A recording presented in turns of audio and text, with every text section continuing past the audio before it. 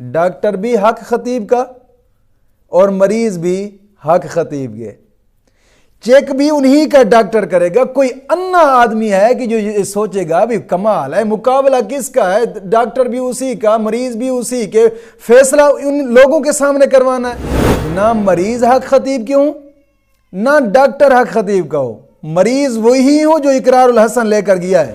اس نے تو واضح طور پہ اقرار الحسن نے کہہ دیا، اس نے کہا میں اس کو جادو بھی نہیں مانتا، میں اس کو جناب علی پیر بھی نہیں مانتا، نہ اس کو میں کرامت مانتا ہوں، میں تو اس کو نظروں کا کھیل مانتا ہوں۔ تو واقعی ہے ہی نظروں کا کھیل جو اس نے خود جناب علی کر کے دکھا دیا ہے۔ یار جو اس کے سوالات ہیں، وہ جو بار بار کہہ رہا ہے کہ میرا نشانہ تم لوگ نہیں ہو، نہ ہو تم میرے سامنے، بلکہ میرے سامنے تم حق خطیب کو لے ہو، میں تو اس سے بات کروں گا۔ اقرار الحسن صاحب نے کہا ہے کہ میں ختم نبوت پہ سوال کروں گا، ختم نبوت کے بارے میں۔ کرنے دینا، کیوں نہیں کرنے دیتے؟ آپ ادھر سے تو کہتے ہیں کہ وہ تو جناب علی ختم نبوت کا نعرہ لگاتا ہے، ختم نبوت کا بہت بڑا کام کر رہا ہے۔ اگر ختم نبوت کا کام کر رہا ہے اور ختم نبوت پہ تقریریں کرتا ہے اور ختم نبوت پہ اس نے آیات قرآنیہ بھی جمع کی ہوں گی، ختم نبوت پہ احادیث مبارکہ بھی جمع کی ہوگی، تو سامنے جو سوال کرے گا قرآن سے جواب دے اسے۔ یہ کون سی بات ہوگی کہ جناب علی جب ختم نبوت پہ سوال کرنے کی باری تو آگے لڑائیاں شروع ہو گئی؟ یہ سید ہے آج جو کہہ رہے ہیں کہ جناب علی اقرار الحسن ایسا ایسا ایسا، یہ سید آج نظر نہیں آتا۔ میں نے جب مسئلہ یزیدیت چھیڑا تھا تو مجھے کہتے تھے کہ یہ یزیدی ہے، ہم تو جناب نبی کی آل کے عاشق ہیں، ہم نبی کی آل کے مؤدب ہیں۔ اب کہاں گئے؟ یہ نبی کی آل میں سے نہیں ہے، یہ سید نہیں ہے، یہ جناب علی باطل کے خلاف لڑنے والا نہیں ہے۔ صرف واضح طور پہ پیغام آ گیا، مطلب پتہ چل گیا ہے، جناب علی آپ لوگ صرف پیٹ پوجا کرنے والے لوگ ہیں۔ الحمدللہ رب العالمین والصلاة والسلام علی سید الانبیاء والمرسلین، اما بعد فاعوذ باللہ من الشیطان الرجیم، بسم اللہ الرحمن الرحیم، اہدنا الصراط المستقیم، صدق اللہ مولانا العظیم۔ آج ہم جس بات پہ ڈسکس کرنے لگے ہیں، سید اقرار الحسن آستانہ عالیہ بلاوڑہ شریف پہ پہنچے ہیں، اور ان کے پہنچنے میں جو ان کا استقبال کیا گیا ہے، کہ جہاں تک ہم نے باتیں سنی کہ حق خطیب کے کچھ چیلے، انہوں نے بھی داڑیاں رکھائی ہوئی تھیں، مولوی ہی لگتے تھے، پتہ نہیں کون تھے، ان کو تو نہیں جانتے تھے، لیکن کچھ مولویوں کو جانتے ہیں کہ جو ان کی پردہ پوشی کرتے ہیں۔ ان میں کے اندر جو باتیں ہوئیں میں نے سنی، آج انہی باتوں پہ تبصرہ ہے، اور دوستوں کے سامنے وہی انہی باتوں پہ تبصرہ کر کے سامنے رکھنا ہے۔ سب سے پہلی بات یہ کہ وہ ساتھ والا آدمی کہنے لگا کہ مریض آئیں گے ہمارے، اور ڈاکٹر صاحب ان کی آنکھ اور منہ یہ چیک کریں گے کیا ان کے اندر زنجیریں یا کیل یا سوئیاں ہیں کہ نہیں ہیں۔ ڈاکٹر بھی حق خطیب کا اور مریض بھی حق خطیب کے، چیک بھی انہی کا ڈاکٹر کرے گا۔ کوئی انا آدمی ہے کہ جو یہ سوچے گا بھی کمال ہے، مقابلہ کس کا ہے، ڈاکٹر بھی اسی کا، مریض بھی اسی کے، فیصلہ ان لوگوں کے سامنے کروانا ہے۔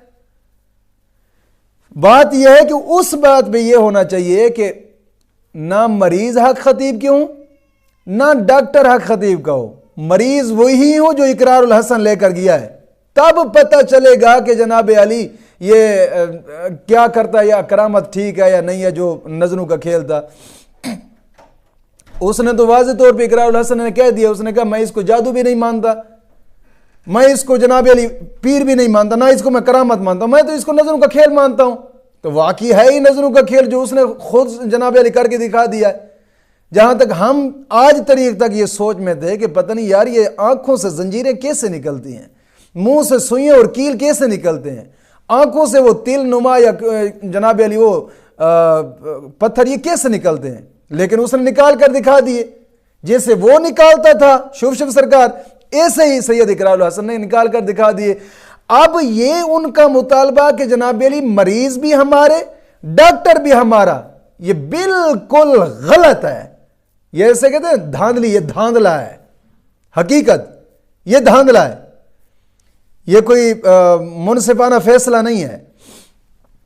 اقرار الحسن صاحب نے اس پہ یہ بات کی کہ میں ان مریضوں کو مریض بالکل نہیں مانتا، بات بھی اس کی ٹھیک ہے یار، جو اس کے سوالات ہیں، وہ جو بار بار کہہ رہا ہے کہ میرا نشانہ تم لوگ نہیں ہو، نہ ہو تم میرے سامنے، بلکہ میرے سامنے تم حق خطیب کو لے آؤ، میں تو اس سے بات کروں گا، میں اس سے بات کروں گا، اس کو تم میرے سامنے لے آؤ، ان کا حق بنتا ہے ان کو اپنے سامنے لے جائے، حق خطیب کو سامنے لے، آپ خطیب سامنے کھڑا ہو اور اقرار الحسن سامنے کھڑا ہو، کیمرے لائیو جیسے اب چل رہے ہیں ایسے لائیو چلتے رہیں گے، نظام صاحب کو سمجھ آ جائے گا، سب کے سامنے آ جائے گا۔ یہ بات تو نہ ہوئی کہ مریض بھی اسی کے اور ڈاکٹر بھی اسی کا اور دم کرنے والا بھی وہی، آپ جناب علی کرتب دکھائے دوسرے لوگوں کو، یہ بات غلط۔ دوسری بات، اقرار الحسن صاحب نے کہا کہ میں ختم نبوت پہ سوال کروں گا، ختم نبوت کے بارے میں کرنے دینا، کیوں نہیں کرنے دیتے؟ آپ ادھر سے تو کہتے ہیں کہ وہ تو جناب علی ختم نبوت کا نعرہ لگاتا ہے، ختم نبوت کا بہت بڑا کام کر رہا ہے۔ اگر ختم نبوت کا کام کر رہا ہے اور ختم نبوت پہ تقریریں کرتا ہے اور ختم نبوت پہ اس نے آیات قرآنیہ بھی جمع کی ہوں گی، ختم نبوت پہ احادیث مبارکہ بھی جمع کی ہوگی، تو سامنے جو سوال کرے گا قرآن سے جواب دے اسے۔ یہ کون سی بات ہوگی کہ جناب علی جب ختم نبوت پہ سوال کرنے کی باری تو آگے لڑائیاں شروع ہو گئیں؟ یہ کون سا انصاف ہے؟ یہ کون سا دکھ بنتا ہے؟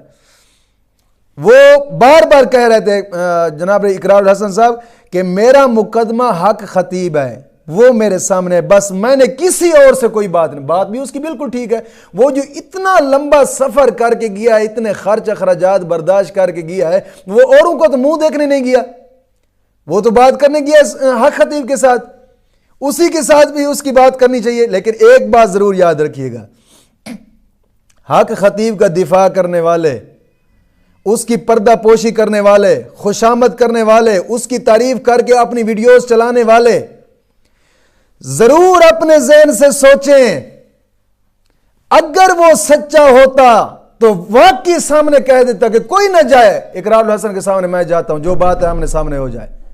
اتنی جناب علی ڈسکس اور اتنا ٹائم ضائع کرنا اور اتنا جناب علی وقت برباد کرنے کا کیا مقصد؟ اتنا ذہن کھونے کا مقصد کیا ہے؟ اتنا جھگڑا کرنے کا، ہاتھا پائی کرنے کا مقصد کیا ہے؟ لیکن ایک بات ضرور یاد رکھیے گا، میں ان مولویوں سے کہوں گا، جیسے وہ علی امین خان گنڈا پور نے کہا ہے نا کہ وہ لندن والے بھاگ جائیں گے، نواز شریف بھی بھاگ جائے گا، شہباز شریف بھی بھاگ جائے گا، مولانا فضل الرحمان بھی بھاگ جائے گا، وہ تو لندن بھاگ جائیں گے، تیرا کیا بنے گا کالیا؟ میں تو یہ کہوں گا یار وہ تو چلا جائے گا انگلینڈ، اگر اس کی عزت پہ حرف آیا وہ اس نے بھاگ جانا ہے، تمہارا کیا بنے گا کالے ہو؟ تمہارا کیا بننا ہے؟ بننا تو وہی ہے جو رب نے کرنا ہے۔ لیکن ایک بات ذہن میں ضرور یاد رکھیے گا، ہمیشہ حق ہو، حق کا ساتھ دو۔ سید اقرار الحسن جناب اینکر ہے، میں نے آج تاریخ تک یاد رکھیے گا، ہاں کچھ ہوتے ہیں اختلافات اپنی جگہ پہ، فکری خیالات اپنی جگہ پہ، نظام سارا کچھ اپنی جگہ پہ، لیکن یہاں پر جو اس نے جہاد کیا ہے نا، قدم اٹھایا ہے، بہت بڑا قدم تھا اور یہ سراہنے والا قدم ہے۔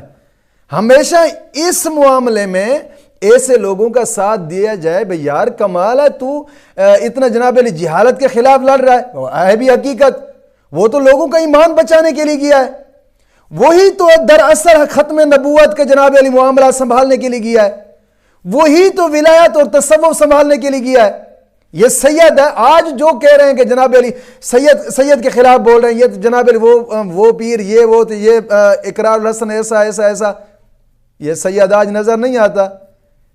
میں نے جب مسئلہ یزیدیت چھیڑا تھا تو مجھے کہتے تھے کہ یہ یزیدی ہے، ہم تو جناب نبی کی آل کے عاشق ہیں، ہم نبی کی آل کے مؤدب ہیں۔ اب کہاں گئے؟ یہ نبی کی آل میں سے نہیں ہے، یہ سید نہیں ہے، یہ جناب علی باطل کے خلاف لڑنے والا نہیں ہے، صرف واضح طور پہ پیغام آ گیا، مطلب پتہ چل گیا ہے، جناب علی آپ لوگ صرف پیٹ پوجا کرنے والے لوگ ہیں، کوئی حق کے ساتھ کھڑے ہونے والے لوگ نہیں ہیں۔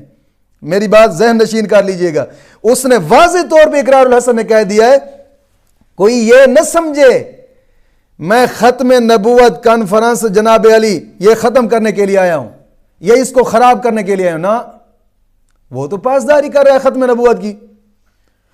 وہ تو واضح طور سامنے کہہ رہا ہے کہ مریض میرے ہوں گے، کیمرے سبھی کے سامنے ہوں گے، سوالات میرے ہوں گے، جواب حق خطیب کے ہوں گے، فیصلہ عوام کرے گی. بات بھی بالکل اس کی ٹھیک ہے.